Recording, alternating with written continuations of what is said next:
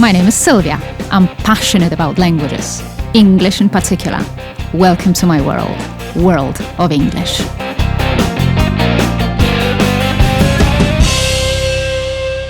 Long time no see, guys.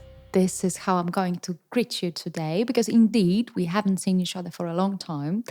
Well, we don't see each other actually, but we meet each other, and that's why I'm allowed to say long time no see. This is the expression you use when you haven't seen or you haven't met someone for a long time, and this is the case here. So once again, let me greet you, let me say hello to you, and I'm glad that we can meet again.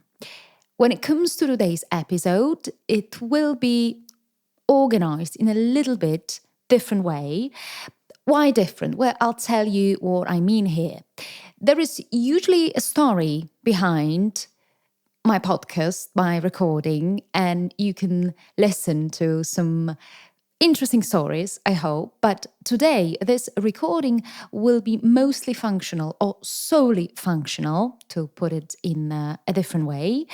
And the reason why it is so, it is because I chose a very specific subject for this recording. And this specific subject is the most often searched one on the internet. And by the way, please notice the expression on the internet. And it is very easy. Please remember that when we are talking about media in English and we want to use the proper preposition, what we use is on. So we say like on TV, on the radio, and on the internet. And the subject that I would like to cover today for you and with you is a job interview. That is how to make a good impression at a job interview. I know that a lot of you are interested in this subject because indeed this is something that we need to prepare ourselves for. And many people learn English in order to do that, right? So they learn the language in order to impress their future employer, in order to rise through the ranks, in order to climb up the career ladder. And I will tell you how to do it. I will tell you how to prepare for it. And hopefully I will also manage to convince you that it is not that difficult. I mean, there is this set of phrases that you can use, and there is this set of questions that you can be asked. Because the recruiters have got this set of questions that they have prepared, and in most cases, they are interested in a few things, in a few subjects, in a few matters connected with you and your career. So this is what we're going to talk about today. This is what we're going to cover. I'd like to present to you these typical questions and also these typical answers that you can use. And if you use them, if you revise them, I'm sure you will be prepared for this job interview, and I'm sure you will feel so much more confident. At the end of the meeting, I'd also like to cover a little bit of grammar. And well, I can kind of see and predict your reaction to it, because most people hate grammar, to put it bluntly. They don't like it at all. But I'll just tell you, I would like to prove it, that grammar is not that bad after all. And this grammar that you would need to use for a job interview is also very functional, and you do not need to prepare all the grammar that is there in English, all the grammar in the world. You just need a few phrases. You just need a few tenses. And believe me, if you know how to use some of the tenses and you are prepared, you will not make a mistake and you will make a good impression. So let us start. Let us find out what questions you can be asked, and let us find out how you can answer these questions. Definitely, when there is the recruiter, or when there are the recruiters, they will be interested in your success and in your failure. So the greatest success and the greatest failure. The question that they can ask you is, please present your greatest success to me, and please present your greatest failure. When we talk about success, it is actually easy to present something because we all like to brag, we all like to talk about our achievements. But when it comes to the failures, people usually pretend that there hasn't been any failure, and it is actually very bad because nobody is perfect, and making this false impression that you have never made a mistake is something we don't want to. So please be prepared to answer the question about your success, and please be prepared to answer the question about your greatest failure. And I have to tell you that I've been working with somebody, I've been preparing this person for a job interview in English, and I just drew his attention to this question, and I told him exactly what I'm telling you right now. Please think about your failure because you might be asked about it. And he went to this job interview, and later on he came to me and he said, "That's really amazing because I was actually asked about my greatest failure, and I could answer this question only thanks to you, only because of you, because you told me to prepare this answer." And he got the job after this interview. So I'm super happy. And it also shows that if you prepare this question very well, you stand a great chance to get the job you are dreaming about. So if you're talking about the success and if you want to show that you were successful at a given field, what you can say is, I'm particularly proud of delivering the Boston project on time. Or you can say, in some other words, my greatest achievement is building a strong and reliable team. When it comes to the failures, what you can say is that there is one field I made a mistake in, however, I learned my lesson. And this very ending of the sentence, however, I learned my lesson, is something that you are asked to do, because when you talk about the things that you weren't successful in, and it is only natural because it happens to everybody, but in such a sentence, you also need to leave this impression. You also need to show that you learn through the mistakes that you make. And this is this great information because it shows that even if you make a mistake, you try to learn from it and you try to avoid it in the future. And that is why you need to say, like, you have learned your lesson. Question number 3 that you can be asked is connected with your goals. So they can ask you what your goals are, and they also can ask you how the goals that you have are related to the company. What you can say here, and the way you can answer, is I will go to great lengths to rise through the ranks in the company, for instance, to show the goal that your goal is to rise through the ranks. And if you rise through the ranks, you just want to climb up the career ladder. So it shows that you're very ambitious, and it shows that you do not want to stay where you are at the very beginning, but you want to get to the very top. Another answer that I can quote for you, and that can be useful at a job interview, is I set a goal for myself to improve my English until the end of year. That's a very nice sentence, and it is this promise that even if you don't speak English very fluently, and it happens, please don't be afraid. Even if your English is not perfect, you can still get the job, and you stand the chance to get this job because you can also commit yourself to improving your English until the end of year, for instance, until the end of semester. So if you promise to do that, your recruiters will see that you've got this great commitment and you can improve your skills and you can work on your skills. One of the most interesting questions that you can be asked, I mean, interesting, this is what I'm talking about from my perspective, is this question about your adjectives. I mean, what 3-4 adjectives best describe you? So that's one question. And the other question is, what will your boss or colleagues tell me about you? I like this question very much because it will show your true potential. It will show your character, your personality traits. But it is also a very tricky question because most of us don't think about it. So we do not think about ourselves in terms of the adjectives that best describe us. And we also never think about the way we are perceived by other people? That is a very tricky question, and it is very advisable to think about it beforehand and to be prepared to answer this question. I will start with these adjectives that best describe you. Of course, there is a very long list that you can prepare for this job interview, that you can prepare when it comes to the adjectives. But what I will show to you today, they are just a couple of them, but they are very useful, and they are the ones that actually apply to the job situation. You can start with saying that you are hardworking. The expression hardworking is a very easy one.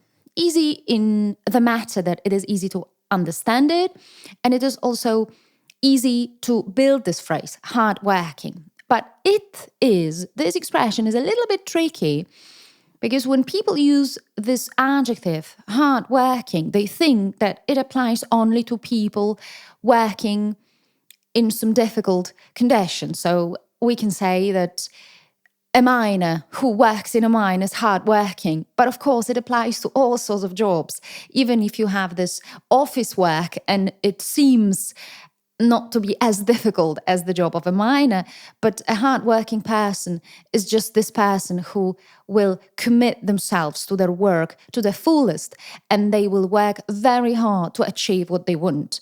So a hardworking person is any person who works hard.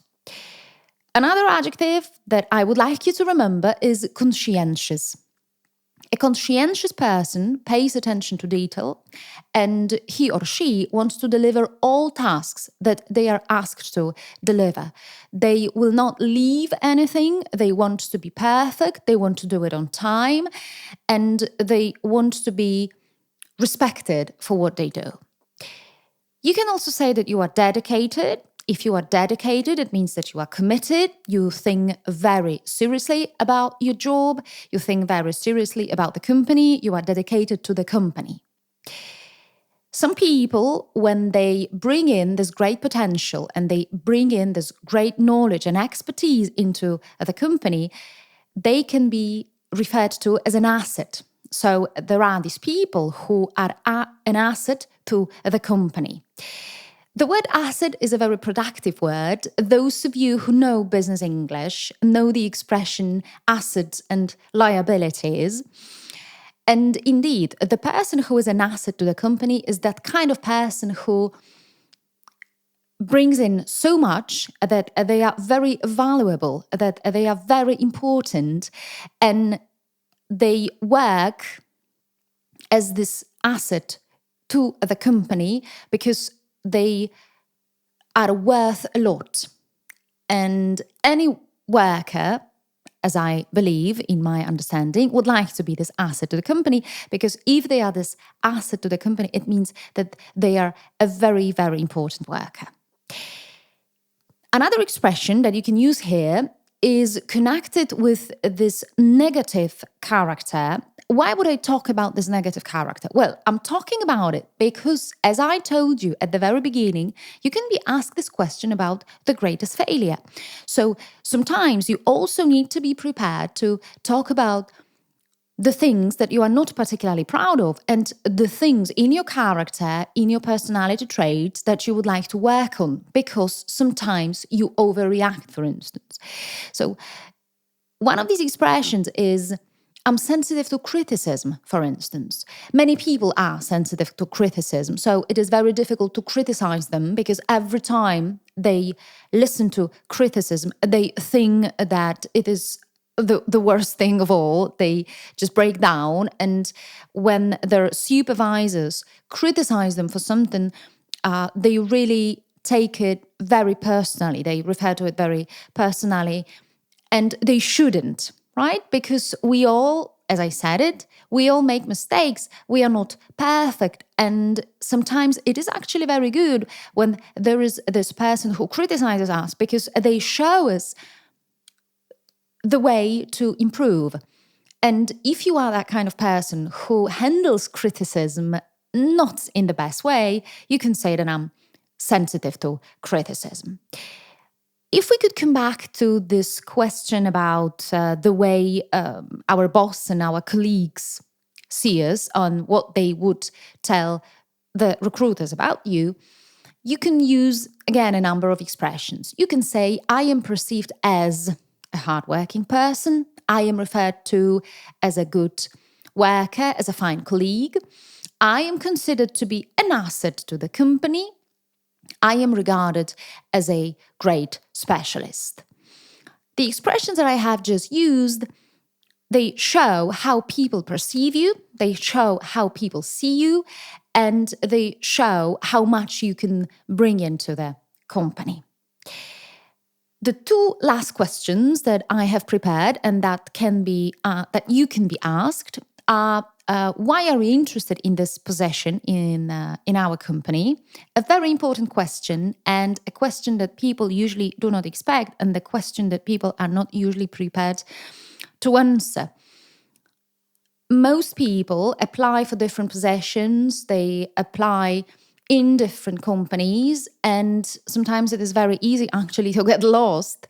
But a recruiter needs to know, he needs to have this impression that if you apply for a given position in their company, you truly want it. So you have to know, you have to be interested in your future company, how the company is functioning, what they produce, how they work, what are the rules, what is the policy. And you have to be able to explain why you like this particular job and why you would like to get it so badly. The last question is this ranking your interest in the job. Again, a very important one, because there are various reasons why people apply for a given position. Some of you may say that this greatest reason why people do it is the money. Well, money is very important. Money, or salary, if I could use another word. Money is obviously very important. Yes, we all work for the money. This is this natural consequence. But money doesn't have to be the only element, the only thing that propels you, the only thing that makes you interested in the job. And I'll tell you what I mean here.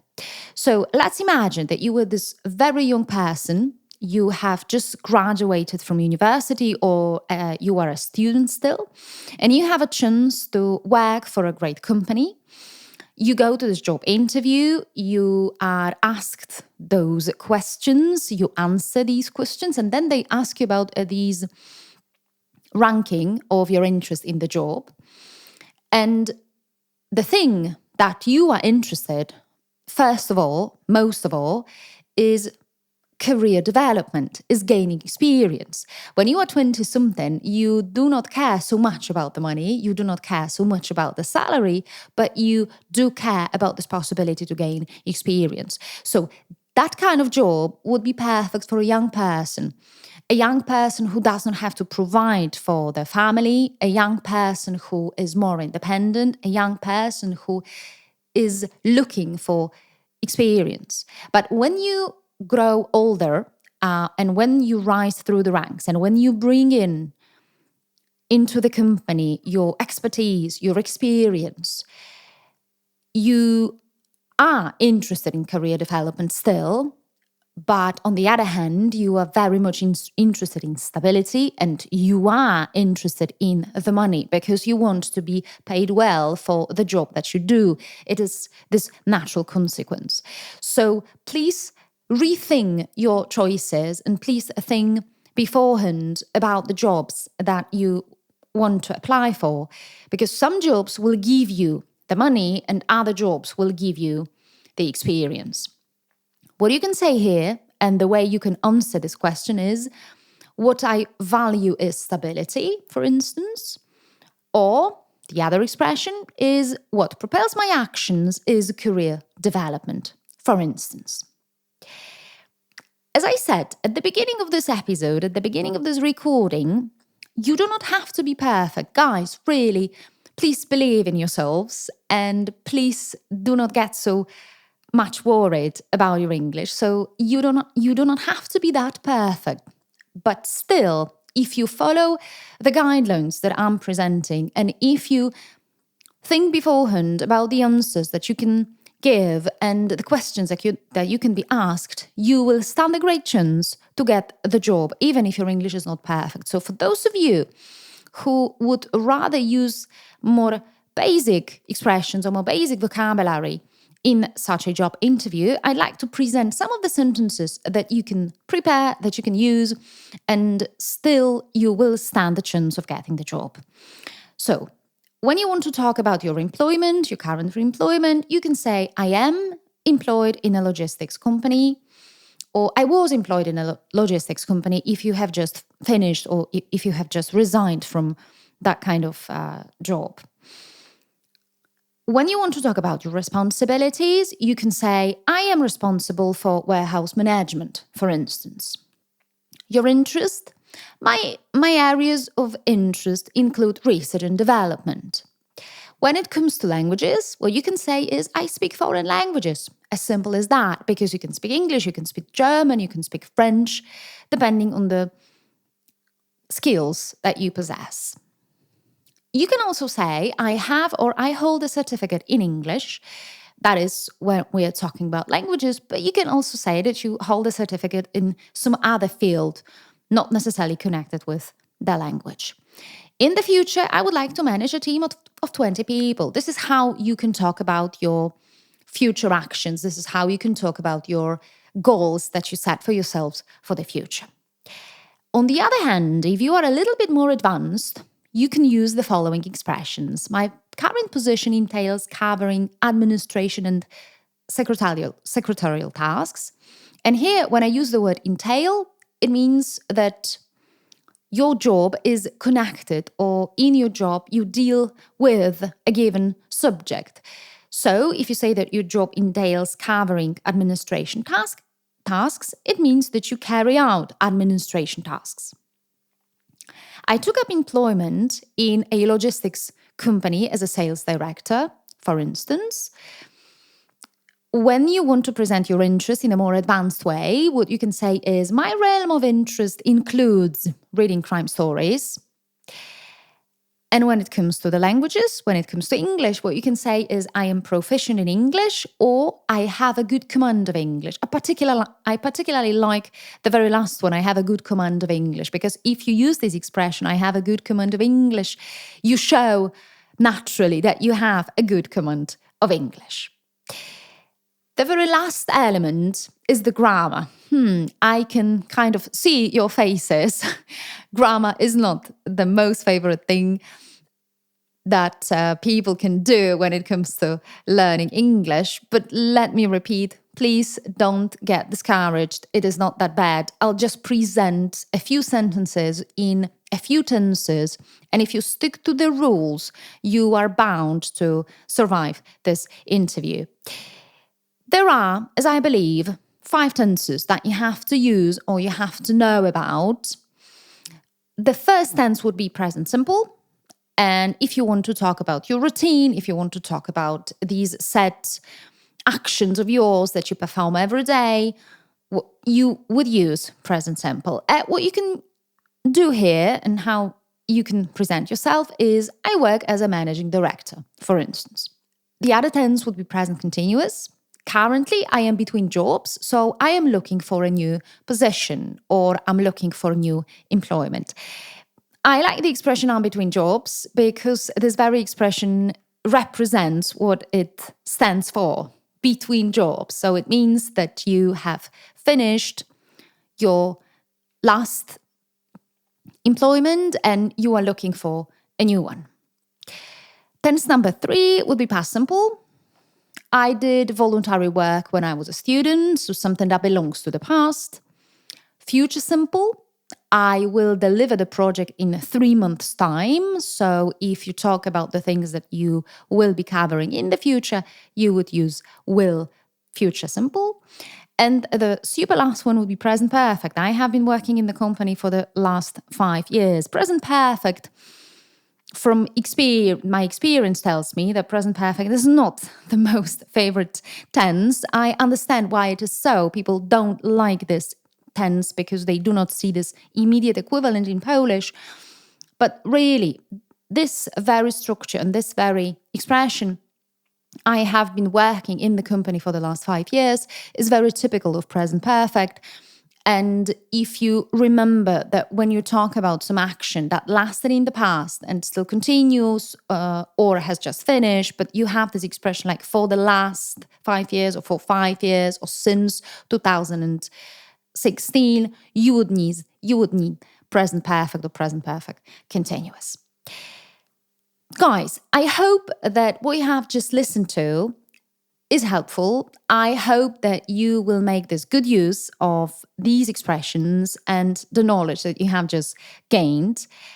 And I hope that you know now that preparing for a job interview is not actually such a scary thing.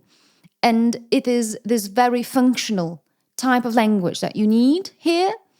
And if you prepare it beforehand, if you think about the questions and if you think about the answers, you will be well prepared, and I'm sure you will make this great impression. And please tell me if you have used these expressions. Please tell me if you have found them useful. Those of you who email me, and I guess you know the email already, is s.kravchuk@speaker.com. And those of you who email me, they will get this free ebook with expressions covering a job interview. There you will find some of the expressions that I have just introduced, plus some other structures and phrases, some other examples, some other explanations. And I do believe that with all the knowledge that you have gained, you will get your dream job. Bye-bye. Thank you.